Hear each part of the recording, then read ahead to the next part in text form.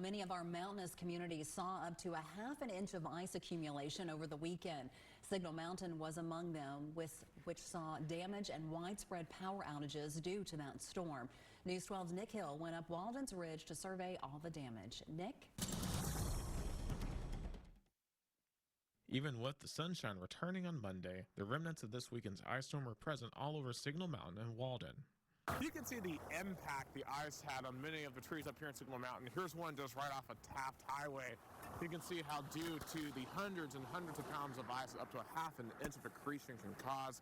You can see how this particular pair of trees just did not stand a chance. Those trees going down led to thousands of power outages. At the height of the storm, over 7,000 EPB customers were in the dark, primarily on Signal and Lookout Mountains. As of Monday afternoon, that number fell to under 500.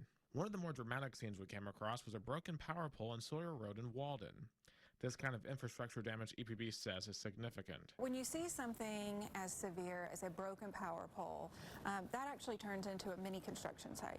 So we've got to get crews in to clear any vegetation that might be blocking it. We have to remove the pole. We have to make sure that the lines are de-energized. We have to put in a new pole. So those projects can be very time consuming, but they're critically important to get our customers back online. We saw this crew fixing up this power pole on a different portion of Sawyer Road. They were having to physically move vegetation off of the power line to fix this outage, something EPB says is emblematic of repairing lines after an ice storm. You know, every outage is different, depending on the reason behind the outage. It could be a tree falling on a line, it could be a car breaking a pole, it could be vegetation that's stuck in the infrastructure, but our teams are trained to handle all of that and respond as fast as possible.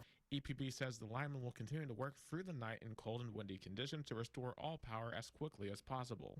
You know, being a lineman is one of the most dangerous jobs. It's a top 10 most dangerous job, and we are so appreciative of our crews here based in Chattanooga and the crews that came from elsewhere to help us. Travel along most roads has improved since the storm.